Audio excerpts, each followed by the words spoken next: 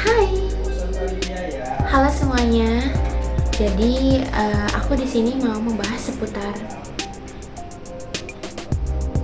ya benar banget, tentang public speaking. Dimana kalau kita berbicara mengenai public speaking, gak jauh-jauh dari gimana sih seni dan juga bahasa, gaya gitu ya, dalam berbicara di depan khalayak umum. Nah, kenapa sih bisa dikatakan seperti itu ya public speaking? Karena teman-teman, biasanya public speaking ini diadakan di perkumpulan masyarakat atau di acara-acara besar gitu ya. Perlu diketahui juga, sebagai seseorang individu public speaker ini tentunya nggak mudah teman-teman.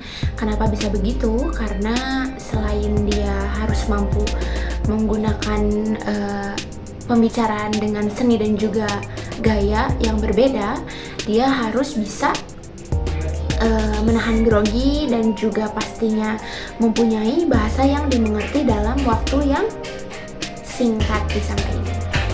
Nah, banyak banget orang-orang di luar sana beranggapan kalau menjadi individu dari public speaking itu, atau si public speaker ini ngomongnya asal-asalan, nggak pakai grammar gitu ya, penyusunan.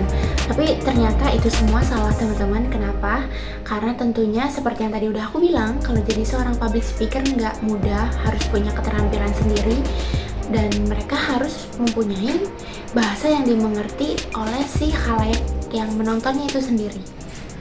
Oke, untuk menjadi individu public speaker atau seorang public speaking itu pasti mempunyai metode ya. Dimana di sini aku mengutip dari buku Ilmu Pengantar Public Speaking karyanya Pak Fajar Fahrudin tahun 2020. Ada 4, apa aja sih?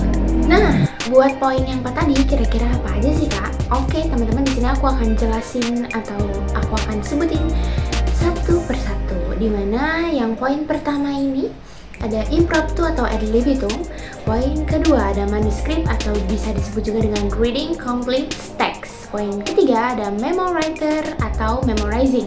Poin keempat ada extemporan atau using notes. Untuk penjelasannya, wait ya. Oke, kita lanjut ke penjelasannya yang dari 4 poin tadi, dimana yang pertama ada impromptu atau ad libitum. Nah, kira-kira itu metode apa sih Kak?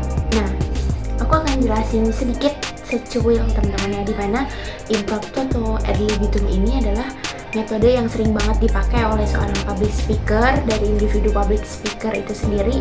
Karena dimana metode ini dilakukan secara mendadak dan juga spontan tanpa naskah ataupun skrip dari si orang public speaker tersebut gitu.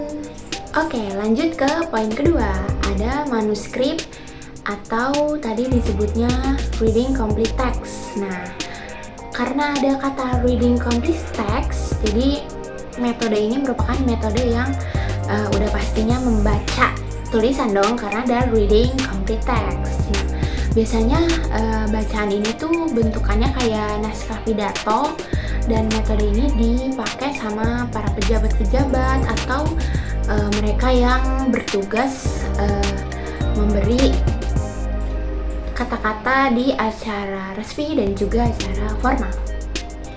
Oke, sekarang di poin yang ketiga ada memo writer atau memorizing, dimana metode ini sendiri biasanya digunakan oleh individu dari public speaker menghafal naskah pidato teman-teman. Jadi sebelum si public speaker ini manggung gitu ya di hadapan orang-orang banyak di depan umum, dia harus menghafalkan teks atau naskah pidatonya dulu tersebut.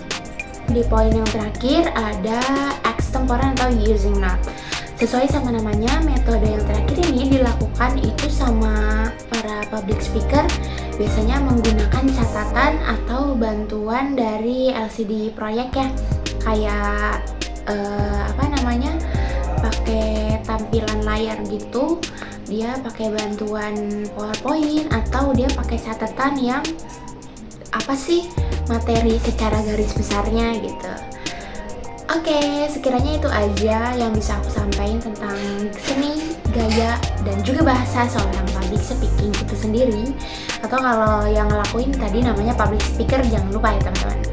Nah, untuk kurang dan juga kritikannya boleh cantumin aja di bawah, komen aja, nggak apa-apa. Aku menerima dengan selapang-lapangnya.